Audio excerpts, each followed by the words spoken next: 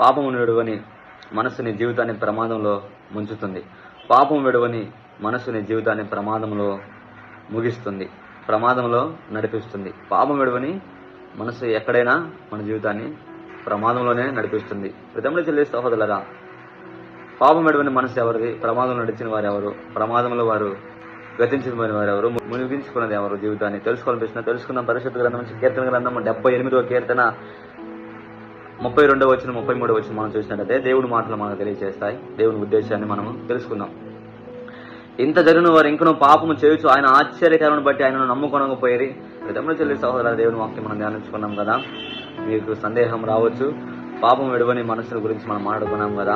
అది ఎంతగానో నాశనం చేస్తుంది, ఎంతగానో ప్రమాదం నడిపిస్తుంది కదా. మరి ఇక్కడ ఆశ్చర్యకరం ఏంటి, నమ్ముకోవడం ఏంటి అని మీకు ప్రశ్నలు రావచ్చు. అదే తమ్ముడు చెల్లి సహోదరులు, నేను చెప్తున్నా, ఇంత జరిగినను వారు పాపాన్ని విడిచిపెట్టట్లా. ఇంత జరిగినను వారు ఇంకా పాపాన్ని అనుసరిస్తున్నారు.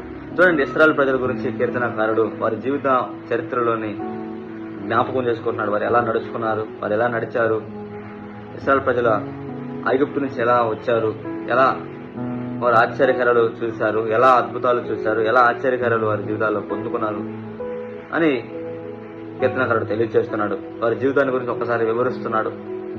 ఇంత జరిగిన వారు ఇంకను పాపం చేయొచ్చు, ఆయన ఆశ్చర్యకరం బట్టి ఆయనను నమ్ముకొనక, ఆయనను విశ్వసించక, ఆయన పైన తిరగబడితే, ఆయన మాట వినకపోతే, ఆయన్ని అనుసరించకపోతే, అందువల్ల వారి జీవితాలు ప్రమాద శాతంలో కొనసాగవలసి వచ్చింది, ప్రమాద శాతంలో జీవించాల్సి వచ్చింది, ప్రమాద శాతంలో వారు నశించిపోవాల్సి వచ్చింది అని తెలియజేస్తున్నారు. 33వ వచనం, కాబట్టి ఆయన వారి దినములను ఊపిరి వలె గడిచిపోజేసిన, ఊపిరి వలె వారి జీవితాలు నాశనం అయిపోయాయి. ఊపిరి వలె వారి జీవితాలు, ఊపిరి సడన్ గా మనిషిని విడిచి వెళ్తుంది. అలానే వారి జీవితాలు సడన్ గానే గతించిపోతున్నాయి. కింద మరొక వచనం చూడండి, వారి సంవత్సరంలో అకస్మాత్తుగా గడిచిపోజేసిన, వారి సంవత్సరం, వారి దినములు, వారి జీవిత ప్రయాణములు అకస్మాత్తుగా ఇలా ఉండి అలా కనిపించకుండా అలా ఉండి అలా వెళ్ళిపోతున్నాయి. తమ్ముడు చెల్లి సహోదరులారా, ఎంత జరుగుతున్నా సరే వారు ఇవన్నిటిని గుర్తించలేకపోతున్నారు. ఎందుకంటే వారు పాపపు స్వభావం మనస్సు కలిగి ఉన్నారు. పాపపు మనస్సు దేవుని గుర్తించనివ్వదు, దేవుడి అద్భుతాలను గుర్తించలేదు, దేవుడిని అనుసరించలేదు, దేవుని ఉద్దేశంలో నడవదు, దేవుని చెప్పిన మాట వినదు, దేవుని పైన తిరగబడుతూ ఉంటుంది. అందుని బట్టి వారి జీవితాలు ప్రమాదంలో జీవిస్తాల్సి వస్తుంది. పాపపు మనస్సు, ఇంకను వారు పాపము చేస్తున్నారు. ఇంత జరిగినను ఇంకను, అంటే ఇంతకు ముందే ఈ పాపం చేశాడు, ఆ పాపం వల్ల కష్టం వచ్చింది, నష్టం వచ్చింది, బాధ వచ్చింది, దిగులు వచ్చింది, చింత వచ్చింది, బలహీనమయ్యాడు.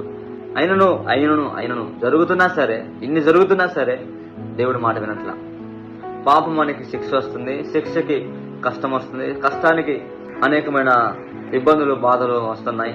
అరణ్యంలో వారి జీవితాలు జీవిస్తూ తోలిపోతున్నాయి. అయినను వారు నడిపిస్తున్న దేవుడిని వాళ్ళు గుర్తించలేకపోయారు. పెద్దమ్మలు చెల్లి సహోదరులారా, ఎలాంటి పాపం స్వభావం నీ జీవితాన్ని నాశనం చేస్తుంది. ఈరోజు మరి గుర్తించబడుకున్నట్లయితే ఎంతగానో నీ జీవితాన్ని ఆశీర్వదించే విధంగా మార్చుకుంటావు. యోగి ఇస్కరియోత యేసుక్రీస్తు ప్రభుతో తిరుగుతూ, యేసుక్రీస్తు ప్రభు వెంట వింటూ, అద్భుతాలు చూస్తూ, ఆశ్చర్యాలు చూస్తూ తనని గుర్తించలే, పాప స్వభావాన్ని మార్చుకోవాలా. అందుని బట్టి తను ప్రమాదం నడిచాడు, అందుని బట్టి ప్రమాదంలో తన జీవితాన్ని ముగించుకున్నాడు.